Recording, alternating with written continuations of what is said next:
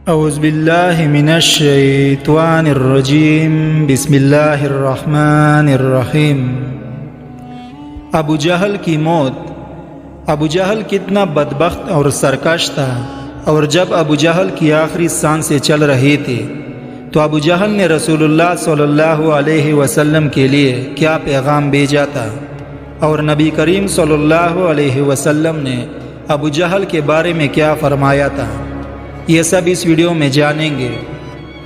ناظرین، ابو جہل کی بدبختی اور سرکشی کا اندازہ اس بات سے لگایا جا سکتا ہے کہ جب جنگ بدر میں ابو جہل کی ٹانگیں کٹ چکی ہیں، سارا جسم زخموں سے چور چور ہیں اور موت سر پر منڈلا رہی ہے، لیکن اس حالت میں بھی اس کی بدبختی کا عالم یہ ہے کہ اس نے حضرت عبداللہ بن مسعود رضی اللہ تعالی عنہ کو کہا کہ اپنے نبی کو میرا یہ پیغام پہنچا دینا کہ میں عمر بھر اس کا دشمن رہا ہوں، اور اس وقت بھی میرا جذبہ عداوت شدید تر ہے۔ چنانچہ جب حضرت عبداللہ ابن مسعود رضی اللہ تعالی عنہ نے رسول اللہ صلی اللہ علیہ وسلم کے دربار میں ابو جہل کا یہ جملہ عرض کیا تو رسول اللہ نے فرمایا کہ میری امت کا فرعون تمام امتوں کی فرعونوں سے زیادہ سنگ دل اور کینہ پرور ہے۔ موسیٰ کے فرعون کو جب موجوں نے اپنے نرغے میں لے لیا تو وہ بھی پکار اٹھا کہ میں ایمان لایا کہ کوئی سچا معبود نہیں سوائے اس کے جس پر بنی اسرائیل ایمان لائے، اور میں مسلمان ہوں۔ مگر اس امت کا فرعون یعنی کہ ابو جہل مرنے لگا ہے، لیکن اس کی اسلام دشمنی اور سرکشی میں کمی کی بجائے اضافہ ہو گیا۔ دو کم سن مجاہدین۔ حضرت سیدنا عبد الرحمن بن عوف رضی اللہ تعالی عنہ فرماتے ہیں کہ غزوہ بدر کے دن جب میں مجاہدین کی صف میں کھڑا تھا تو میں نے اپنی دائیں بائیں دو کم سن انصاری لڑکے دیکھے۔ اتنے میں ایک نے آہستہ سے مجھ سے پوچھا کہ چچا جان، کیا آپ ابو جہل کو پہچانتے ہیں؟ تو میں نے جواب دیا کہ ہاں، لیکن تمہیں ابو جہل سے کیا کام ہے؟ تو اس نے کہا کہ مجھے معلوم ہوا ہے کہ وہ گستاخ رسول ہیں۔ خدا کی قسم اگر میں اس کو دیکھ لوں تو اس پر ٹوٹ پڑوں، یا تو اس کو مار ڈالوں اور یا خود مر جاؤں۔ دوسرے لڑکے نے بھی مجھ سے اس طرح کی گفتگو کی۔ حضرت عبد الرحمن بن عوف رضی اللہ تعالی عنہ مزید فرماتے ہیں کہ اچانک میں نے دیکھا کہ ابو جہل اپنے سپاہیوں کے درمیان کھڑا نظر آ رہا ہے، تو میں نے ان لڑکوں کو ابو جہل کی طرف اشارہ کیا کہ وہ دیکھو، وہ ابو جہل ہیں۔ ان لڑکوں نے جیسے یہ سنا تو وہ تلواریں لہراتے ہوئے اس پر ٹوٹ پڑے اور پے در پے وار کر کے اسے پچاڑ دیا۔ اس کے بعد وہ دونوں لڑکے سرکار دو عالم صلی اللہ علیہ وسلم کی خدمت میں حاضر ہوئے اور عرض کی کہ یا رسول اللہ، ہم نے ابو جہل کو ٹھکانے لگا دیا ہے۔ تو سرکار دو عالم صلی اللہ علیہ وسلم نے فرمایا کہ تم میں سے کس نے اسے قتل کیا ہے؟ تو دونوں ہی کہنے لگے کہ میں نے۔ پھر رسول اللہ نے فرمایا کہ کیا تم نے اپنی خون آلودہ تلواریں صاف کر لی ہیں؟ تو دونوں نے عرض کی کہ جی نہیں۔ تو رسول اللہ نے ان کی تلواروں کو ملاحظہ کر کے فرمایا کہ تم دونوں نے ہی اسے قتل کیا ہے۔ ناظرین، یہ چھوٹی مجاہدین معاذ اور معوذ تھے، اور یہ دونوں سگے بھائی تھے۔ اس کے بعد رسول اللہ صلی اللہ علیہ وسلم نے فرمایا کہ کون ہے جو ابو جہل کو دیکھ کر اس کا حال بتائے؟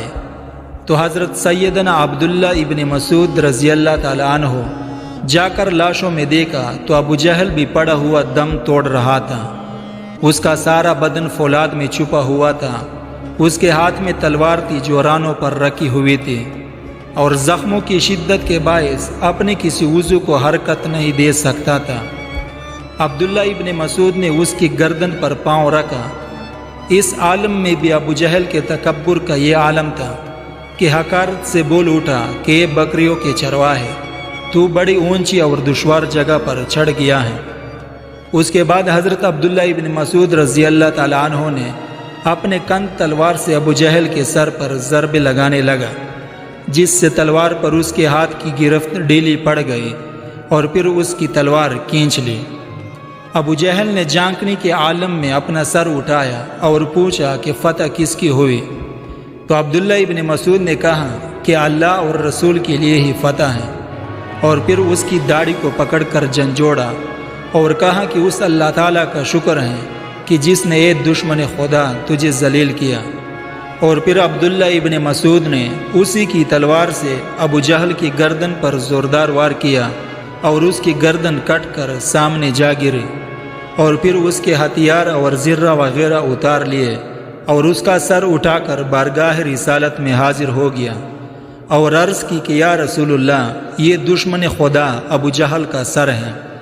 تو نبی کریم صلی اللہ علیہ وسلم نے 3 بار فرمایا کہ اللہ کا شکر ہے جس نے اسلام اور اہل اسلام کو عزت بخشی، اور پھر رسول اللہ نے سجدہ شکر ادا کیا اور پھر فرمایا کہ ہر امت میں ایک فرعون ہوتا ہے اور اس امت کا فرعون ابو جہل تھا۔